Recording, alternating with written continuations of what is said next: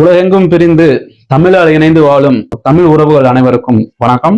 இன்று சிறப்பு விருந்தினராக போடி சட்டமன்ற தொகுதி வேட்பாளராக அறிவிக்கப்பட்ட முனைவர் கலையரசு அவர்கள் நம்மகிட்ட இணைஞ்சிருக்காரு. இவர்கிட்ட நேரம் ஒதுக்கி நிறைய விஷயங்கள் தெரிஞ்சுக்கணுங்கிற ஒரு ஆக்கப்பூர்வமான ஒரு சிந்தனை எனக்கு இருந்தது.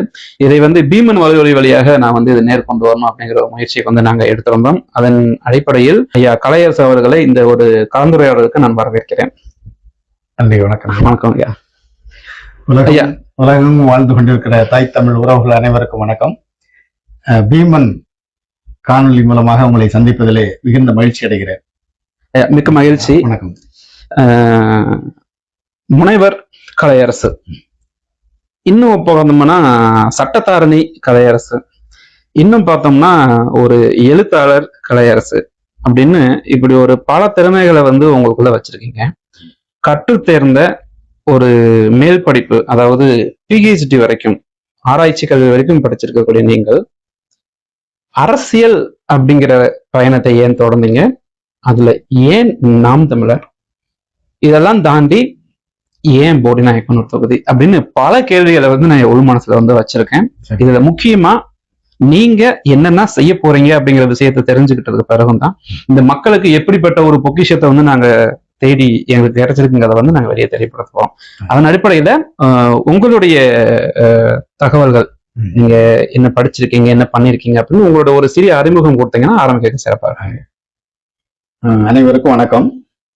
நான் வழக்கறிஞர், பேராசிரியர், முனைவர் கலையரசு. படிப்பை பத்தி கேட்டாங்க. படித்தது எம்ஏ, எம்ஃபில், பிஎல், பிஹெச்டி. இதான் என்னுடைய படிப்பினுடைய வரலாறு. படிப்பினுடைய வரலாறு எம்ஏ, எம்ஃபில், பிஎல், பிஹெச்டி. நான் எம்ஃபில் முடித்து பிஎல் படித்தது காரணம் என்னன்னு சொன்னா, இப்ப வேலை வாய்ப்பு கிடைக்காது அப்படின்னா எம்ஃபில் முடித்தால் கல்லூரியில பேராசிரியரா அல்லது கல்லூரியில அப்பெல்லாம் விரிவுரையாளர் என்று சொல்லுவாங்க, லெக்சரர் இன் ஹிஸ்டரி அப்படிங்கிறது போகலாம் அப்படிங்கிறது படிச்சேன். எம்ஃபில் முடிச்சுட்டு வேலை வாய்ப்பு கிடைக்காதுன்ற பயன்தான் மறுபடியும் சட்டம் படிக்க போனேன். சென்னையில போய் சட்டம் படித்து வழக்கறிஞராக பதிவு பெற்று கிட்டத்தட்ட 1.5 ஆண்டுகள் வழக்கறிஞராகவும் இருந்து விட்டு மீண்டும் அந்த பேராசிரியர் பணிக்கு வாய்ப்பு கிடைத்ததுனால அந்த பேராசிரியர் பணிக்கு போனேன். 30 ஆண்டுகள் பணியை முடித்து மறுபடியும் வழக்கறிஞராக தான் சட்டத்தரணி என்று போட்டிருப்போம், சட்டத்தரணியாக இருக்கிறேன். நீங்க கேட்ட கேள்வி மிக முக்கியமான கேள்வி, அரசியல் ஏன் தேர்ந்தெடுத்தீங்க? அதான் என்னோட கேள்வி. என்னன்னா, படிச்சிருக்கீங்க, இவ்வளவு உயர்ந்த பட்டம் பெற்றிருக்கீங்க, அப்படிங்கிற பட்சத்துல அரசியலை நீங்க முன்னெடுக்கிறதுக்கான காரணம் என்ன? நான் பேராசிரியர் மட்டுமில்ல, ஒரு அரசியல் விஞ்ஞான பாடத்தை அல்லது அரசியல் அறிவியல் பாடத்தை நடத்துகின்ற ஒரு வாய்ப்பையும் எனக்கு இருக்கு. பொலிட்டிக்கல் சயின்ஸ் என்ற பாடத்தை நடத்துகின்ற வாய்ப்பும், பொலிட்டிக்கல் சயின்ஸ் பத்தி ஒரு நூலை எழுதுகின்ற ஒரு அடிப்படையும் தெரியுது. நான் ஏற்கனவே சொல்லியிருக்கிறேன், கான்செப்ட்ஸ் ஆஃப் கான்ஸ்டிடியூஷன், உலக அரசியலமைப்பு சட்டங்கள் எல்லாம் எந்த அடிப்படையில் இருக்கின்றன என்பதை பற்றி ஒரு நூல், அடிப்படை நூலை எழுதியிருக்கிறேன். ஆகவே அரசியல் என்பது அடிப்படையாக எனக்கு தெரிந்த ஒரு விடயமாக இருக்கிறது. அரசியல் என்றால் நம்முடைய அண்ணன் செந்தமிழன் சீமான் என்று சொல்வார், ஒரு வாழ்வியல் என்று சொல்வார். உண்மையிலே அது வாழ்வியல் தான். அந்த வாழ்வியல் மக்களிடம் இருக்கிறது. அரசியல் என்றால் ஆங்கிலத்துல politics is nothing but power என்று சொல்வாங்க, அது அதிகாரம் என்று சொல்வார்கள். அந்த அதிகாரம் எங்க இருக்கிறது? மக்களிடம் இருக்கிறது. அந்த மக்களிடம் இருக்கிற அதிகாரத்தை அவருடைய பிரதிநிதிகளாக நாங்கள் பெற்று அந்த மக்களுக்கே திரும்பி கொடுக்கின்ற ஒரு வாழ்வியலைத்தான் அண்ணன் செந்தமிழன் சீமான் அவர் விளக்கமாக கூறுகிறார். ஆகவே அந்த அரசியல், நாம் ஒரு குழந்தை பிறக்கிறதிலிருந்து அவர்கள் இறக்கின்ற வரை அவர்களோடே பயணிக்கிறது என்பதை தெரியாமலே அவர்கள் பயணித்துக் கொண்டிருக்கிறார்கள் என்பதை நாங்கள் அறிந்தோம். ஆகவே அரசியல் என்ற அதிகாரத்தின் வழியாகத்தான் அனைத்தையும் மாற்றி படைக்க முடியும் என்ற அண்ணன் செந்தமிழன் சீமானுடைய பேச்சு என்னை ஈர்த்தது. அப்பொழுது இருந்தே, அவர் கட்சி தொடங்குவதற்கு முன்னால் இருந்தே அவரை பின்பற்றி கொண்டிருந்தேன் நான். என்னால் கன்னியாகுமரியில அவர் முல்லை பெரியாருக்கு ஒரு போராட்டத்தை அங்கிருந்து முன்னெடுத்தார். அப்பொழுதே அவரை நான் பார்த்திருக்கிறேன். அதிலிருந்து பின்தொடர்ந்தேன். எப்பொழுது பணியிலிருந்து விடுபட்டோனோ அப்பொழுது நான் நேரடியாக களத்தில் இந்த கட்சியில் இணைந்து கலை இலக்கிய பண்பாட்டு பாசனுடைய ஒரு மாநில ஒருங்கிணைப்பாளராகவும் இருந்து பணியாற்றுகிறேன். அதுதான் என்னுடைய அடிப்படையாக இருந்தது. சிறப்புங்க. இப்போ நான் அடுத்தவங்ககிட்ட அறிமுகம் போது என்ன கேட்பாங்க அப்படின்னா, என்னப்பா நல்லா படிச்சிருக்க அப்படின்னா, ஆமா அப்புறம் என்ன சீமான் கட்சியில போய் சேர்ந்திருக்க அப்படின்னு என்கிட்ட பலர் கேட்டிருக்காங்க. அப்படிப்பட்ட சூழ்நிலைகளை நீங்க சந்திச்சிருக்கீங்களா? உங்ககிட்ட யாராச்சும் கேட்டிருக்காங்களா? மிக அதிகமாக செஞ்சிருக்கேன். நான் வந்து இந்த பணி நிறைவு பெறுவதற்கு முன்னதாகவே 2017ஆம் ஆண்டு நாம் தமிழர் கட்சியினுடைய ஒரு பிரிவாக அருந்தமிழர் அரசு ஊழியர் கூட்டமைப்பு, அதாவது ஆசிரியர்களையும் அரசு ஊழியர்களையும் இந்த அரசியல் படுத்த வேண்டும், நாம் தமிழர் கட்சியினுடைய ஆதரவாளராக அவர்களை மாற்ற வேண்டும், அவருடைய அங்கமாகவே இருக்க வேண்டும் என்ற அடிப்படையில் அந்த அமைப்பை தொடங்கினோம். அந்த அமைப்பை நெல்லையில் வைத்து 2017ஆம் ஆண்டு அண்ணன் செந்தமிழன் சீமான் தொடங்கி வைத்தார். அது என்னுடைய பெயரிலே பதிவு செய்து அதனுடைய மாநில தலைவராகவும் இருக்கிறேன்.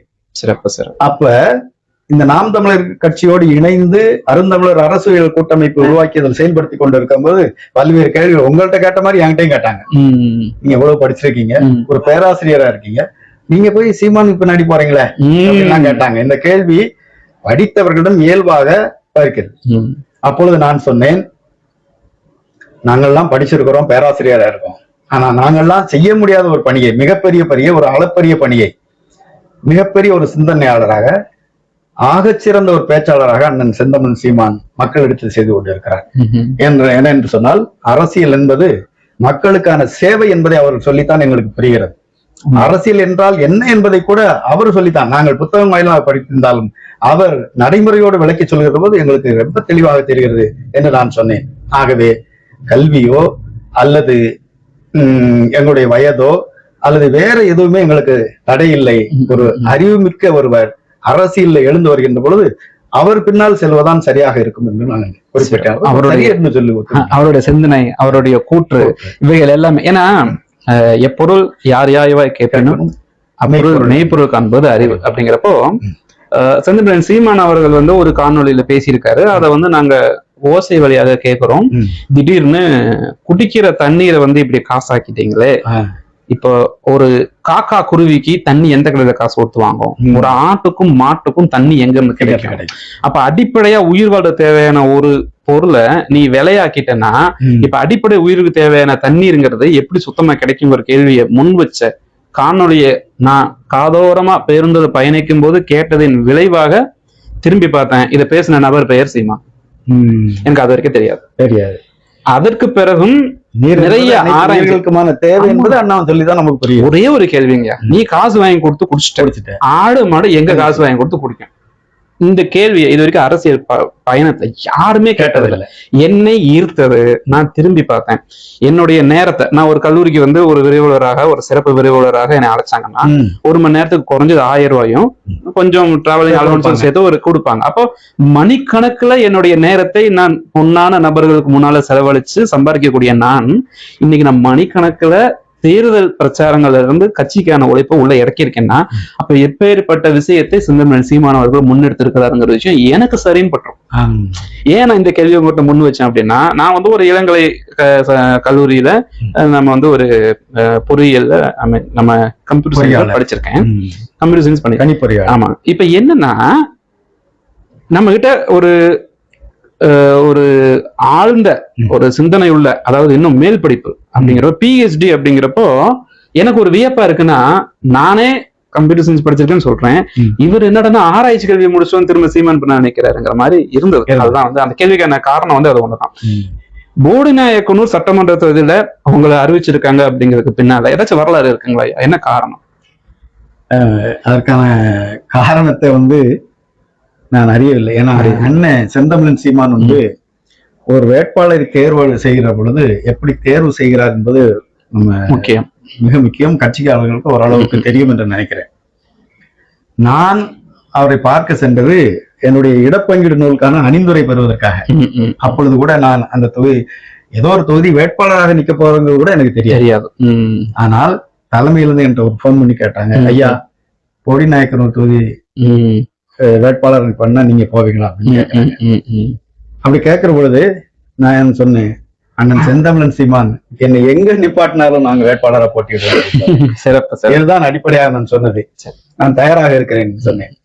நீங்க ஒரு பேராசிரியர், இப்ப சட்டத்திறனியாவும் இருக்கிறீங்க, அதனால நீங்க போடிநாயக்கனூர் நிக்கிறது சரியாக இருக்கும் என்று அண்ணன் விரும்புகிறார் சரி. இதுக்கு முன்னாடி வந்து இந்த வேட்பாளர்கள் பற்றி தேர்வுகளை நேரடியா கூப்பிட்டு பேசுறதோ செய்யறது எதுவுமே இல்லை. ஆனால் என்னுடைய தன் விவர குறிப்பு எல்லாமே பார்த்திருக்கேன். என்னை நன்றாக தெரியும். அதனால பொடிநாயக்கன் ஒரு தொகுதியில் இவர் போட்டியிட்டால் சரியாக இருக்கும் என்று அண்ணன் நான் கருதுகிறேன். அந்த கருதலுக்கு அந்த அவருடைய எண்ணத்திற்கு ஏற்ப நான் இங்கே களமாடுவதற்கு தயாராக இருக்கிறேன். பொடிநாயக்கன் ஒரு தொகுதியில என்ன சொல்றாங்களோ அதை கேட்டு நாங்கள் செயல்படுவதற்கு தயாராக இருக்கிறேன். 2017ஆம் ஆண்டு நீங்க நாம் தமிழர்ல இணைந்ததாக சொல்லியிருந்தீங்க. அதுதான் 2017 இருந்து இன்னைக்கு வரைக்கும் நீங்க நாம் தமிழர் கட்சியில இணைந்து உங்களுடைய களப்பணியை செய்து கொண்டே இருக்கிறீர்கள்.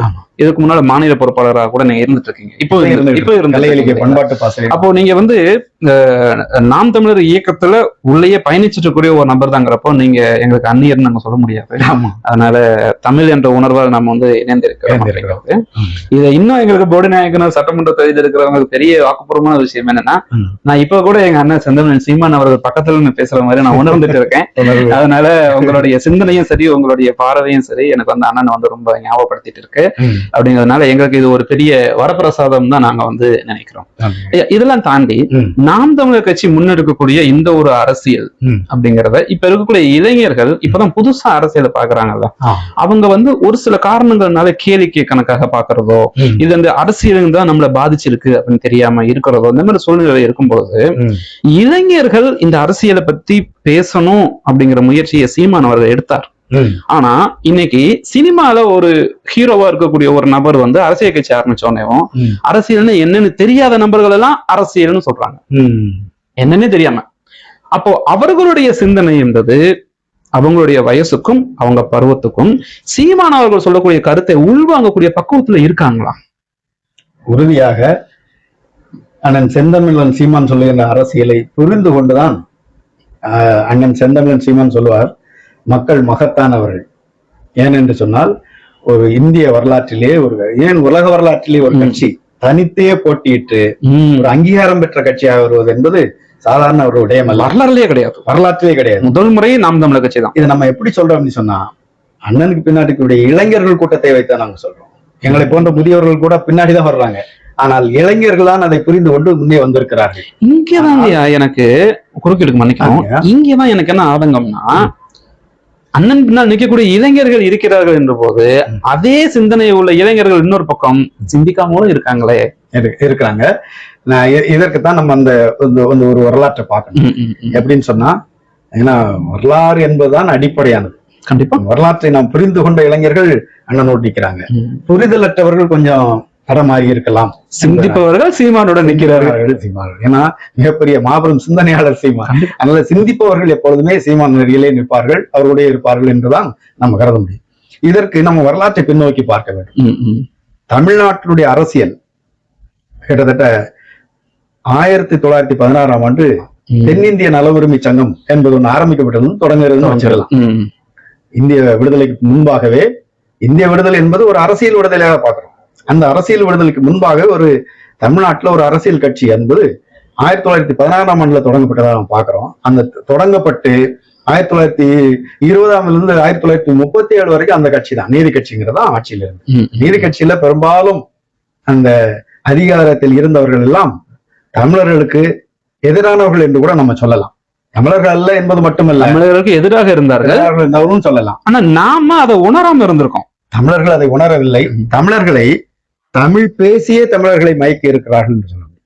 தமிழர்களிடம் அவர்கள் மரபு வழியாக உள்ள தமிழ் பற்று என்பதை அவர்கள் புரிந்து கொண்டு தமிழர்கள் தமிழ் பேசி அவர்களை ஏமாற்றி இருக்கிறார்கள் என்றுதான் சொல்ல முடியும். ஆக இந்த மரபு வழி 1937க்கு பிறகு 47 திராவிடர் கழகம் என்று மாற்றப்பட்டு 49 அது திராவிட முன்னேற்ற கழகம் ஒரு அரசியல் கட்சியாக வந்த பிறகு அண்ணா அவர்கள் அண்ணாதுரை என்று சொல்வார்கள், அண்ணா அவர்கள் இந்த அரசியலிலே திரைப்பட தொகுதியையும் பொய்த்து விட்டார்கள்.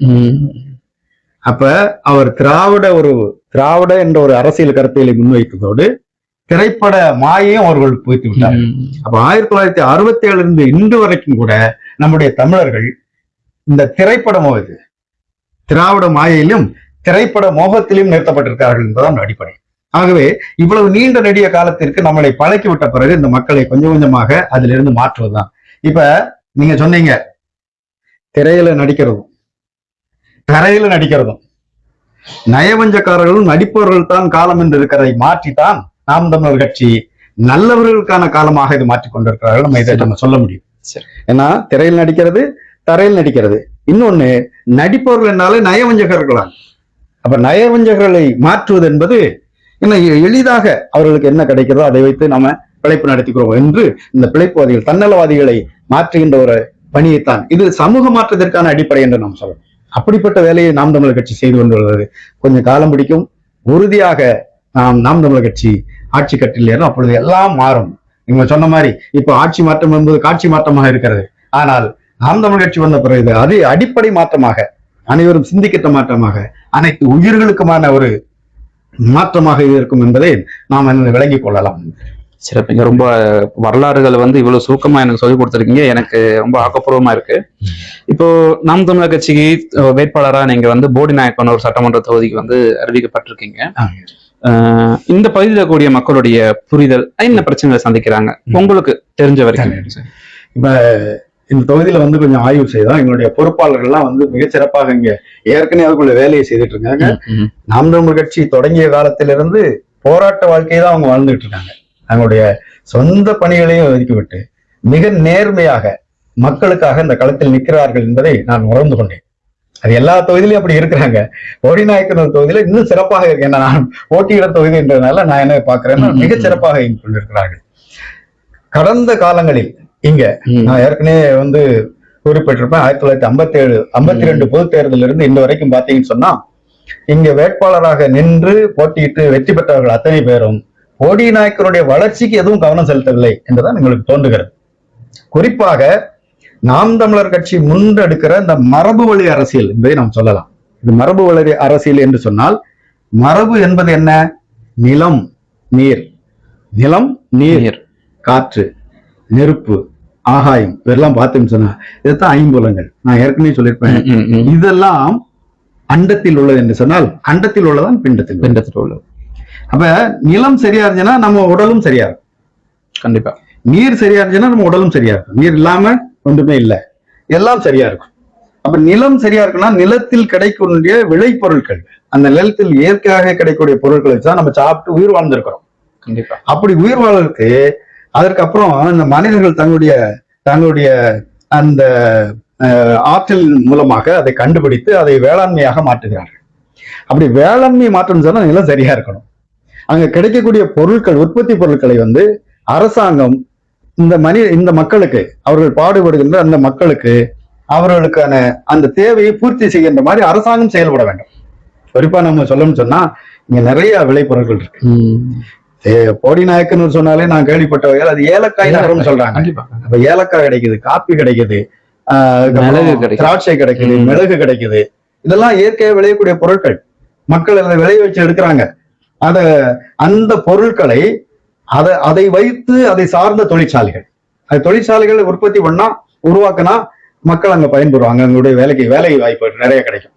இப்பெல்லாம் உங்களுக்கு நன்றாக தெரியும். நாங்க படிக்கிற காலத்தில் எம்ப்ளாய்மெண்ட் ஆபீஸ் வச்சிருந்தாங்க. எம்ப்ளாய்மெண்ட் ஆபீஸ் இருக்கு. நான் எங்களுடைய மாணவர்கள்ட்ட சொல்லுவேன், அது அன்எம்ப்ளாய்மெண்ட் ஆபீஸ்ன்னு சொல்லுவேன். அன்எம்ப்ளாய்மெண்ட் ஆபீஸ்ன்னு வச்சுக்கிட்டு அதை எம்ப்ளாய்மெண்ட் ஆபீஸ்ன்னு வச்சிருக்கான் பாருங்க. சில நேரங்கள் அநீதியா இருக்கும். அதை நம்ம நீதினு சொல்லிட்டு இருப்போம். Employment office is unemployed, unemployment ஆபீஸ்ன்னு சொல்லுவாங்க. அதை எம்ப்ளாய்மெண்ட் ஆபீஸ்ன்னு வச்சிருக்காங்க. ஆனா நாங்க படிச்சு எங்களுடைய பதிவுகள் எல்லாம் அந்த வேலை வாய்ப்பு அலுவலகத்துல பதிவு செய்து வச்சிருக்கும் போது எங்களுக்கு இன்டர்வியூ வந்துச்சு. நான் வேலைக்கு போனோம்னா கன்னியாகுமரி மாவட்டத்துல அந்த வேலைக்கு போய் செல்லுகின்ற பொழுது எனக்கு அந்த வேலை வாய்ப்புக்கான அந்த வந்தது நேர்காணல் அழைப்பு வந்தது. நேர்காணல் அழைப்பு வந்ததுனால அங்க போய் அந்த நேர்காணல் பெற்று அதனுடைய வேலை வாய்ப்பு பெற்றோம். இப்ப அது இருக்குதா? இல்ல. வேலை வாய்ப்புங்கிறது வேலை வாய்ப்பு அலுவலகங்கள் முறைப்படாக இல்லை. அப்ப வேலை வாய்ப்புங்கிறது எப்படி மாத்திட்டாங்க? படித்து முடித்தவர்களுக்கு தங்களுடைய அந்த மூப்பு அடிப்படையில வேலை வாய்ப்பு வழங்காம அவங்க என்ன பண்ணிட்டாங்க? எல்லாத்துக்கும் வேலை. இப்ப நீ தேர்வு எழுதி வா. கண்டிப்பா. ஒரு படிச்சுட்டா பிஎட் முடிச்சிருக்காங்க, குறிப்பா எம்ஃபில் முடிச்சிருக்காங்க, பிஹெச்டி கூட முடிச்சிருக்காங்க. இவங்களுக்கு எல்லாம் பள்ளியில கல்லூரியில வேலை வாய்ப்பு கொடுக்கணும்னு சொன்னா மறுபடியும் நீங்க தேர்வு எழுதி வாங்கன்றாங்க. தேர்வு எழுதி வரும்போது எங்க போகுது? அது அரசாங்கத்துக்கு போகுது. அரசாங்கம் என்ன செய்யறாங்க? அதுக்கு உரியதை வாங்கிக்கிட்டு வேலைக்கு அமர்த்தணும்னு நினைக்கிறாங்க. இப்படியாக அந்த வேலை வாய்ப்பு கொஞ்சம் கொஞ்சமாக தங்களுடைய சுயநலத்துக்காக பயன்படுத்திட்டாங்க அப்படிங்கிறத நம்ம உருவாக்கணும். இப்படி எல்லாம் பார்த்தோம்னு சொன்னா அடிப்படையாக இருக்கக்கூடிய இந்த பொருட்களை அதை சார்ந்த தொழிற்சாலைகளை உங்களுக்கு இதுவரைக்கும் உருவாக்கவில்லை போடிநாயக்கர் தொகுதியில. இப்ப நீங்க சொல்றதுபடி பார்த்தோம் அப்படின்னா போடிநாயக்கனூர்ல இருக்கக்கூடிய தி பொட்டன்ஷியல் growth என்னன்னு பாத்தீங்க அப்படின்னா இந்த மாதிரி விவசாயம் சார்ந்த நிலம் வளம் சார்ந்த தொழிற்சாலைகளை இங்க நம்ம நிறுவுவதன் மூலியமாக தற்சார்பு பொருளாதாரத்தை போர்டு இதை அடையதான் சொல்லுவாங்க. சத்தாரி பொருளத்தை மீட்டுக்கலாம், அங்குள்ள மக்களுக்கு வேலை வாய்ப்பு தரலாம், அவங்க பாடுபடுகிற பொருட்களுக்கு என்ன செய்யலாம், அதை வாங்கலாம். இவங்க உற்பத்தி செய்யற பொருட்களை மதிப்பு கூட்டி வாங்கலாம். இந்த பொருட்களை வாங்கி தேக்கி வைக்கக்கூடிய அந்த கிடங்குகள் இருக்குல்ல, அதை கூட இவங்க செய்யல. இந்த பகுதியில் இருக்கக்கூடிய அடிப்படை மக்களினுடைய பிரச்சனைகளுடைய விழிப்புணர்வு உங்களுக்கு கிடைச்சிருக்குங்களா? கிடைச்சிருக்கு. எல்லா பகுதியிலும் பாத்தீங்கன்னா அடிப்படை தேவைகளே இன்னும் பூர்த்தி செய்யப்படாம. நீங்க ஒரு மனிதனுக்கு ஒரு ஊர்ல அல்லது ஒரு கிராமங்கள்ல எங்கேயும் வாழணும்னு சொன்னா அடிப்படையா என்ன வேணும்? குடிநீர் வசதி வேணும், சாலை வசதி வேணும், மின்சார வசதி, விளக்குகள் வேணும், படிப்பதற்கு அங்குள்ள பிள்ளைகள் படிப்பதற்கான ஆரம்ப பள்ளிக்கூடம்னு இருந்தா மட்டும் போதாது, அந்த பள்ளிக்கூடங்கள்ல கட்டிட வசதி இருக்கணும், கழிவறை வசதி இருக்கணும், அதுக்கான போதுமான ஆசிரியர்கள் நியமிக்கப்பட்டிருக்கணும். இங்க ஓராசிரியர் பள்ளி நிறைய இருக்கு. 270 பள்ளியை தமிழ்நாடு முழுவதும் மூடிட்டாங்கன்னு சொல்றாங்க. பெருந்தலைவர் காமராஜர் இருக்கும்போது 5 கிலோமீட்டருக்கு ஒரு பள்ளி என்று எல்லாரும் படின்னு சொல்லி பள்ளிக்கூடங்களை திறந்து வச்சார். இங்க 5 கிலோமீட்டருக்கு ஒரு டாஸ்மாக் கடையை திறந்து வச்சிருக்காங்க. அரசாங்கமே மது விற்பனை செய்து சொன்னா அதுவும் தான் போடிநாயக்கனூர் தொகுதியில இருக்கு. நான் ஏற்கனவே உங்களுக்கு ஒரு செய்தியை முன்னாடியே குறிப்பிட்டிருந்தேன். நான் இப்போ போடிநாயக்கனூர் பேருந்து நிலையத்தை எதிர்த்தாக்கலே ஒரு விடுதியில தங்கியிருக்கேன். அதுக்கு மிக அருகிலேயே நம்முடைய தெய்வ திருமகன் தாத்தா முத்துராமலிங்கத்தவருடைய சிலை இருக்கு, திருவுருவ சிலை இருக்கு. அதுக்கு எதிர்த்தாக்கில் தான் பள்ளிக்கூடம், அரசு பள்ளிக்கூடம் இருக்கு, அரசு பத்திரப்பதிவு அலுவலகம் இருக்கு, உணவு விடுதிகள் இருக்கு, மக்கள் பெருவாரியாக அங்க நடமாடக்கூடிய பகுதியா இருக்குது, கோயில் இருக்கு. இதுக்கு அருகிலே ஒரு டாஸ்மாக் கடை வச்சிருக்காங்க. அங்கேயே குடிச்சிட்டு அவர் திருவுருவ சிலைக்கு அருகிலே பக்கம் படுத்திருக்காங்க அப்படின்னு சொன்னா குடிநோயாளிகளை உருவாக்குற அளவுக்கு இங்க இருக்கிறாங்க. அப்ப போடிநாயக்கனூர் தொகுதியை மிக முக்கியமான பிரச்சனையா பாக்குறேன். தமிழ்நாடு முழுவதும் இருக்குது, இருந்தாலும் கூட போடிநாயக்கனூர் தொகுதி இந்த அவல நிலையை ஒழிக்கணும்.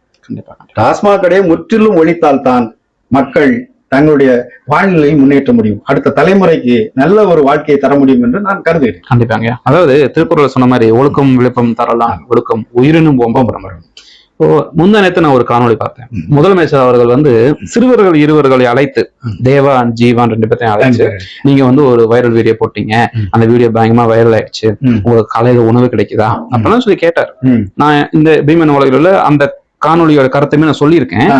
நான் உங்ககிட்ட அதை ஏன் கலந்து பேச முயற்சி பண்றேன் அப்படின்னா, இந்த திருக்குறள் ஒழுக்கம் விழுப்பம் தரலான், ஒழுக்கம் உயிரினும் ஓம்பப்படும். அப்ப நீ என்னதான் தன்மை நீ வச்சிருந்தாலும் ஒழுக்கம்னு ஒண்ணு உங்ககிட்ட இல்ல அப்படின்னா அது எதுவுமே உருப்படாம போயிடும் சொல்லியிருந்தாரு. ஏன் இந்த மாணவர்களை நான் குறிப்பிடுறேன்னா, மாணவர்களுடைய சிந்தனை தெளிவா இருக்கு, எல்லாம் கரெக்ட். ஆனா அந்த மாணவர்கள் வைரல் ஆன பிறகும் ஒரு நேர்காணல் நடந்தது. அந்த நேர்காணல அவங்க அம்மா கூப்பிட்டு வச்சு பேசினாங்க.